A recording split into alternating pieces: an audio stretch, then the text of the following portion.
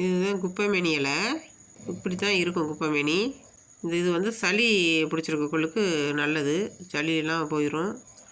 இது வந்து தோல் அரிப்பு இருக்கிறவங்களுக்கும் சரியாயிரும், மூல நோய் இருக்கிறவங்களுக்கும் சரியாகும். குப்பைமேனி சட்னி செய்கிறதுக்கு 2 கரண்டி நல்லெண்ணெய் ஊற்றிக்குவோம்.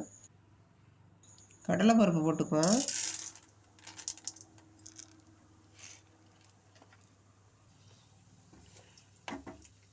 வரமிளகாய் போட்டுக்குவோம்.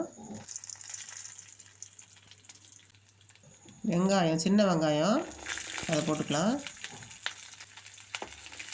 ஒரு வதக்கி எடுத்துடலாம்.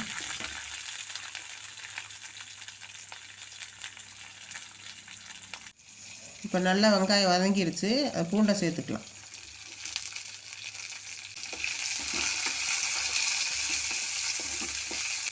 ஒரு சொல புளி சேர்த்துக்கலாம்.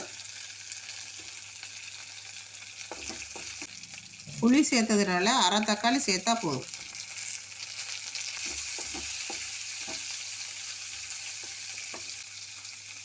சுத்தம் பண்ணி எடுத்து வச்சா குப்பைமேனியை சேர்த்துக்கலாம்.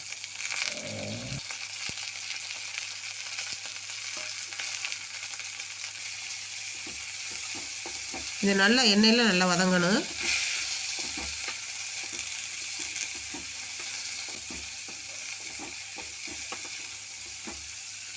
இப்போ தேவையான அளவு கல் உப்பு சேர்த்துக்கலாம்.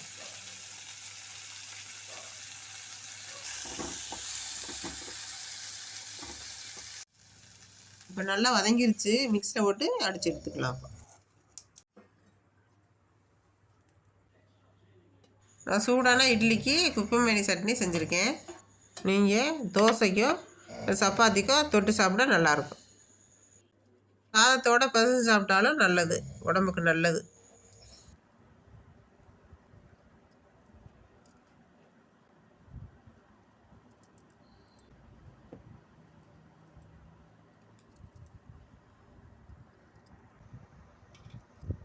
உங்களுக்கு இந்த வீடியோ பிடிச்சிருந்துச்சுன்னா உங்கள் வீட்லேயும் செஞ்சு பாருங்கள், நல்லாயிருக்கும்.